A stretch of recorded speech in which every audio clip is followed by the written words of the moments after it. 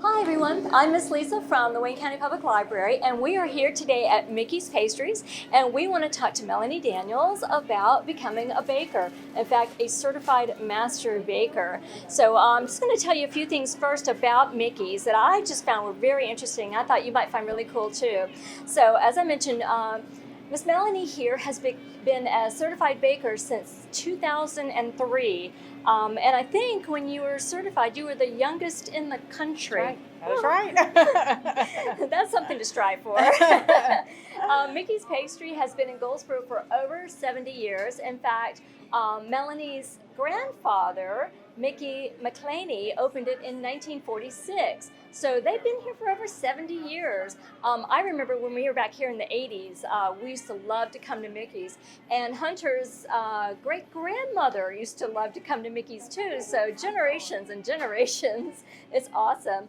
But also, Melanie's father is a master baker as well, and her grandfather. So just so y'all know, that's 3 generations of master bakers, certified master bakers in the United States is the only one we know of. That's pretty cool. So I've got a few questions for Melanie about becoming a baker, running a bakery. So Melanie, Ma'am. why did you decide to become a baker? Well, I did come back home after graduating from Guilford College, and I did teach school for a little while, and I came back home so that I could have the opportunity to work with both my grandfather and my father at the same time, which is a very special time. Yeah, not everybody gets to work when they're family like No, that. That's no, really nice. No. So what's the most fun part of your job? Making people happy.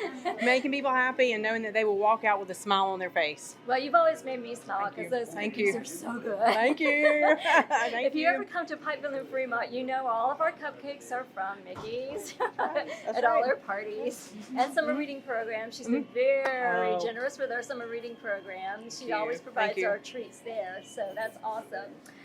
So what is the most boring part of your job? I'd have to say the office work has to be done every day, every week. I wouldn't imagine you work in an office. I have to. I have to. But it does get done. I guess I make it pretty efficient. Yes, placing orders, making sure it's all coming in, making sure that it's here for holiday time, especially paying the bills, that kind of boring stuff. So yeah. Well, so that kind of leads me to, what does it take to become a baker? Oh, a lot of hard work. A lot of hours, a lot of time on your feet. There's a lot of heavy lifting involved. I did not know that. Oh, yes, ma'am. Everything that we get in the back door weighs 50 pounds minimum. And although it gets hauled in, we do have to get it around the bakery, and not everything here is on wheels. So it is a daily workout. Well, what time do you come to work in the morning? Oh, between 5 and 6. Oh, that's But the real question is, what time do I leave? What time do you leave? After 6 Oh, wow. p.m. So the next long 6. Yes. hours. Yes. Oh, Yes. Gosh. Yes. Okay. So it's a lot of dedication in what It you is. do. There's an awful lot of dedication. Well, it shows. Thank you. It shows. Thank you. Thank you. So is it important to know how to read? Oh, absolutely. Absolutely. All of our formulas, we call them formulas. We don't call them recipes. Oh. They are all, of course, you have to be able to know how to read them. We have them on a computer. We've graduated from the black books to a computer, and all of our employees know how to read the formulas, and so they go scale off ingredients. That is So they have to be able to read and count. That And that is so highly important. We still are a bit antiquated. We still take all of our orders by hand, so we have to know how to read and write and communicate with our customers. Yeah, so important. Very, to know how to very read. important. Awesome. And Yes, write. yes, yes. So, lastly, do you have any favorite books that you like? anything that will calm me down at night. I don't get the opportunity to read long because I often fall asleep. I read in bed every night. Okay. Mysteries. Couple more things about Mickey's Pastries. Just want you to know that everything here at Mickey's is made from scratch. Everything. On site, right? Yes, ma'am. Yeah. Everything every day is made from scratch. At the end of our day, whatever we have left, we send to the soup kitchen. Oh, And wow. we have done that since they opened their doors in the Wow, 50s. that's So their amazing. volunteers come pick it up the next morning. That And is amazing. we feed them 6 days a week. So Thank you. no leftovers. No leftovers so cool. that go unused. That is so cool. How about that? And can you tell us about these little kits behind us here? Are kind of cool. I'm gonna pick one up and show you if you can see. They're cookie decorating kits. And this holiday season, we have something new. We have handmade aprons in our cookie decorating kits. And they are handmade by someone we hope will be the fourth generation. And that would be my daughter, Mariana. So that is so cool. Her daughter made these aprons, and we're going to turn the camera a little bit to show something else that Marianne is doing.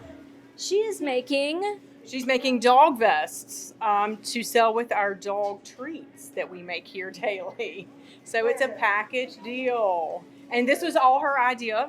She came up with these two ideas to sell the dog vest with the dog treats and the aprons with the cookie decorating kits. So cool. And she's how old? She just turned 13. So yeah, you guys, it's never too young. Never too young. And she did, up until the spring of this school year, did come with me every morning to work. So we were here by 5 every single morning. And then she would work in some capacity. And then she would get picked up to go to school for the rest of the day. So this kind of gives us hope that there is going to be a continuation of Mickey's into the next generation. We hope so. We sure hope so. That's awesome. Well, one last thing. I'm going to put Melanie on the spot here because everybody, if you had a chance to go to Jingle in the Park, I want you to please come by Mickey's and say thank you very much for the cookies that she provided for those goodie bags that were handed out at Jingle in the Park. That was an amazing, very surprising, special thing to do for the library and for all of you at the Parks and Recs Jingle in the Park. So please come by and say thank you and pick up a really good treat while you're here because trust me, I know things here are good. Thank you. So thank you very much for your time and taking Love it it. to Love talk it. to us today. Love it. Love supporting the local library. Thank you It's very much. important. Thank you. Thank you. So come see us at Mickey's. Thank you.